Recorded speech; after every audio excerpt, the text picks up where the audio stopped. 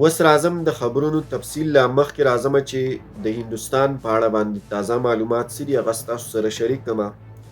उत्तर प्रदेश نومي ایالت د هندوستان هغه صوبه یا هغه ایالت دی چې په دې کې یوه ضلع ده شاهجانپور. په دې ضلع کې یو ایر فیلډ دی، مطلب د پوځي چارواکو لپاره د هغې د ملیټري ایکسرسایز دپاره یو ډیر براډ او پراخه میدان دلته جوړ شوی دی. 3.5 کیلومتره تقریبا د دې پراختیا ده. په دغه میدان کې پرون هندوستان هلته خپل جنگي جهازونه لکه رافیل، جګوار او میراج، دا د هندوستان ډیر خطرناک جهازونه دي، دا هغې هلته کې ښکاره کړل، ښکته پورته یې کړل، وایل وځول راویل وځول.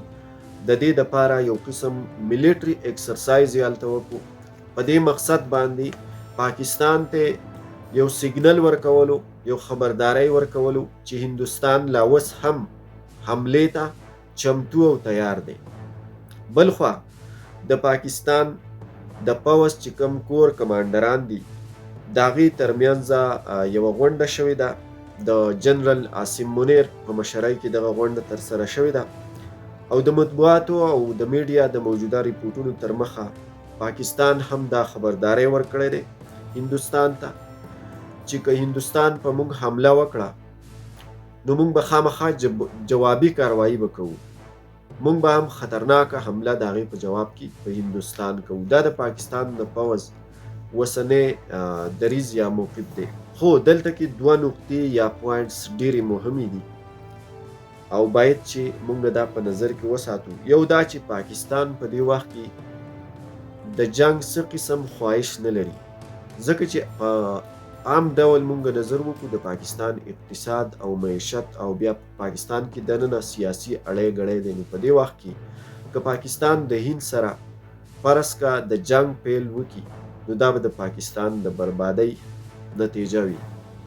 په دې وجه د پاکستان نه حکومت غواړي نه پوځ غواړي چې د هندوستان سره جنگ وکړي، بلکې د خپل ځان د دفاع دپاره پاکستان اکثر داسې بیانونه په میډیا ورکوي. دې سره سره بلخوا د پاکستان پر ضد باندې د هندوستان موجوده ریپورټونه او دعوې څه دي. هندوستان وایي چې په کشمیر کې کومه ترهګریزه پیښه شوې ده دا پاکستان کړې ده او د دې ذمهوار هغه په پاکستان کې لشکر طیبه او د هغې سربراه حافظ سعید ګڼي. دغه رنګ مخکې چې کله په ممبۍ کې په هندوستان کې حمله وشوه چې هغې بیا ثبوت هم وښودلو، په هغې کې د پاکستان لاس و په خاصه توګه باندې د هغې چې کوم د دې ځای نه کمپلینینګ شوی نو هغه هم د پاکستان له اړخه شوی.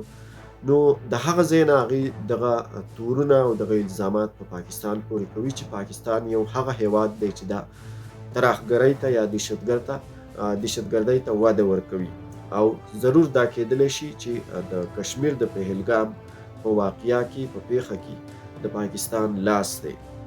خو د دې په جواب کې پاکستان دا دریځ لري دغه د هندوستان الزامات او تورونه ردوي او پاکستان دا وایي چې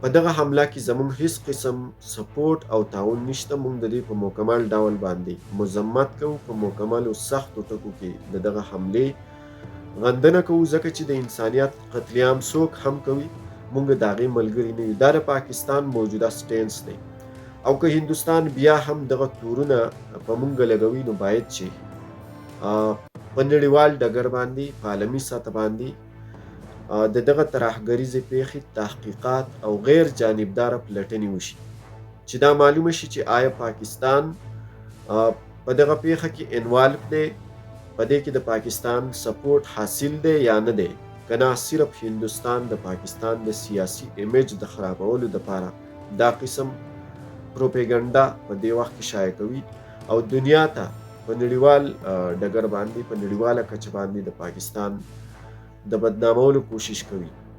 د پاکستان وزیر اعظم هم ریسنټلی د اقوام متحده د ملګرو ملتونو چې کوم ترجمان دی انتونو ګوستریسو د هغې سره په فون کال هم خبرې کړي دي او هم دغه غوښتنه یې کړې ده چې د کشمیر د پهلګام د ترهګریزې پیښې دي اقوام متحده یا ملګري ملتونه د دې لپاره یو غونډه راجوړه کړي چې د دې خاتمه په ښکاره ډول باندې وشي چې آیا پاکستان په دې کې انوالو دی که نه دی انوالو. راځو د پاکستان د کور کمانډرانو چې کومه غونډه شوې د هغې طرف ته. د پاکستان د کور کمانډرانو د غونډې نه یوه ورځ مخکې په منګلا نومي کورس چې دا د کشمیر په علاقه کې دی، آزاد کشمیر کې، هلته کې د هیمر سټرایک ایکسرسایز وشو. د هیمر سټرایک په نوم باندې یو پوځي مشق، یو ایکسرسایز وشو د پاکستان د پوځ لخوا، او د دې آرډر جنرال عاصم منیر پیش کړو. دا هم د پاکستان د پوځ له طرف په هندوستان ته یو سیګنل ورکولو، یو خبرداري ورکولو چې د پاکستان پوځ د هندوستان هر قسم حملې ته د هغې نه د خپل ملک د پروټیکشن لپاره په مکمل ډول تیار دی، او بیا زموږ سره ښه پوره طاقتور جنگي جهازونه، تیارې او دارنګ توپونه، ټینکونه، جدید قسم وسله زموږ سره شته چې موږ پرې د هندوستان نه خپله دفاع کولی شو. دا هیمر سټرایک په بنیادي توګه د دې مقصد دپاره ترسره کړی شو. بل خبر دا دی ملګرو چې دا وخت په آزاد کشمیر کې کوم چې د پاکستان په اختیار کې دی، هلته کې دینی مدرسې تړلې شوي دي. شاید د دې وجه دا هم کیدی شي چې هندوستان په آزاد کشمیر باندې هټیک وکړي، یو دینی مدرسه د خپل هدف نښانه وګرځوي او خپله بدله هلته کې ترسره کړي. نو په دې وجه باندې که فرض که هندوستان داسې وکړي نو غټ نقصان ورکولی شي. نو هلته کې دینی مدرسې تړلې شوي دي، خو سکولونه او کالجونه لا خلاص دي تر دې دمه پورې. کیدای شي راتلونکي وختونو کې هلته سکولونه هم بند کړی شي. بل خوا په نړیوال ډګر باندې یعنی د ملګرو ملتونو چې کوم امنیتي شورا ده چې په هغې کې 15 غړي دایمي غړي دي د مختلفو هیوادونو، هغې به یو 15 کسیزه امنیتي شورا یو غونډه برابري او په دې موضوع به خبرې کوي د پاکستان او هندوستان ترمنځ چې کومه روانه شخړه ده، په دې به غږیږي، د دې یو حل لاره، یو تګلاره به جوړوي. بل خوا په دې اړه باندې د امریکا د بهرنیو چارو وزیر مارکو روبیو او د امریکا چې کوم نایب صدر دی جی ډي وینس، هغې هم خپل نظر څرګند کړی دی او هغې دا ویل دي چې باید هندوستان او پاکستان د جنګ نه په شا شي، د جنګ نه وروسته شي. په جنګ کې څه پیدا او ګټه نشته، او که د هندوستان او پاکستان ترمنځ جګړه شروع شي نو دا دواړه ایټمي طاقتونه دي، او دغه جګړه صرف د هندوستان او پاکستان د بربادۍ سبب نه جوړیږي، بلکې د ټولې خطې د امن دپاره د بربادۍ سبب جوړیږي. دا د امریکا موجوده موقف دی. موږ په دې نتیجه رسیږو چې په نړیوال ډګر باندې کوم عالمي طاقتونه دي، په هغې کې روس هم دا خبره کړې ده، چین پکې هم دغه موقف لري چې دغه شخړه چې کومه د دواړو ملکونو ترمنځ رامخته شوې ده دا ختمه شي او دواړه هیوادونه د جنګ نه، د جګړې نه وروسته شي. راځم د پاکستان د پوځ جنرال منیر طرف ته.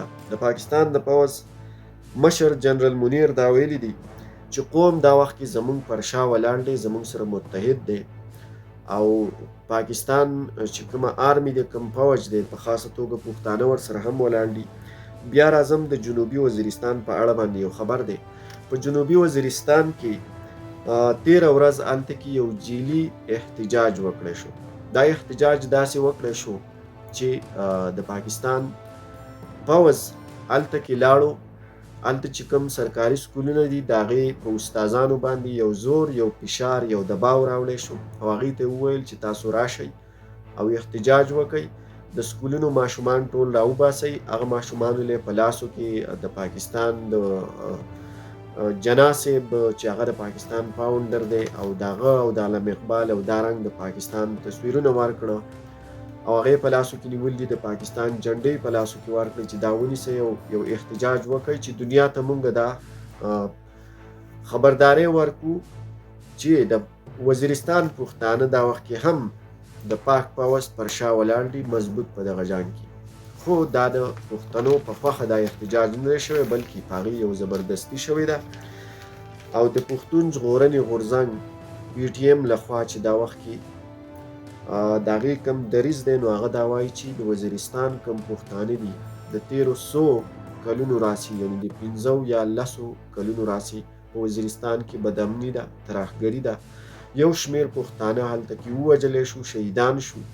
خو بیا زمونږ چې په دغه ترهګریزو پیښو کې مونږ کوم شهیدان ورکړه، هغې ته د ریاست لخوا د غدارانو نومونه ورکړی شو، د غدارانو تاپې پې ولګېدې. عارف وزیر شو یا دارنګ نور ګیلمن وزیر شو. د دې نه علاوه نور یو شمېر که زه نومونه اخلم ډېر وخت به واخلي. په پښتنو چې کوم شهیدان ورکړي دي، نو ریاست په دې باندې بیا د شهیدانو نوم نه بلکې د غدارانو ټاپی پې ولګوله. نو په دې وخت کې پښتانه په خاصه توګه د وزیرستان پښتانه، بیا د پښتونخوا د نورو سیمو چې کوم پښتانه دي، هغه د پوځ نه، د ریاست نه، د ادارو نه یو قسم ګیلمن دي، خفه دي او دا یو فریاد لري چې زمونږ په سیمه کې امن نشته، زمونږ په وسایلو باندې قبضه اچولی شو ده. په ریاست کې چې د آئین مطابق زمونږ کوم حق دی، مونږ ته هغه حقوق هم نه میلاویږي او زمونږ سره د میرنو بچو غوندې سلوک کیږي په دغه ریاست کې او د دغه ریاست لخوا. پښتانه دا دریځ هم لري چې څنګه مخکې مونږ جذباتیانو د پاکستان په جنګ کې، د پنجاب په جنګ کې او د پوځ په جنګ کې به مونږ په وړومبي سر کې ورتلو، اوس مونږ هغه پښتانه نه یو، بلکې مونږ ډېر سړې سینې والا یو. مونږ هر یو کار ډېر په سوچ سمج او په پوهه سره کوو او په دغه جنګ کې بالکل مونږ څه قسم انوالومنټ، څه قسم شمولیت نه لرو، بلکې مونږ آلریډي د مخکې نه په خپله په جنګونو کې ځپلی شوي یو، ویشتی شوي یو. زمونږ یو شمېر شهیدان مونږ ورکړي دي، زمونږ علاقې ورانې شوې، زمونږ جوماتونه وران شو، زمونږ حجرې ورانې شوې، زمونږ په سیمه کې امن ختم شو، زمونږ روزګار ختم شو. دلته کې مونږ ته د ژوند بنیادي سهولیات نشته. مونږ نشو کولی چې پردی جنګ خپل کور له یا خپلې سیمې له راوړو، نور هم دغه حالات خراب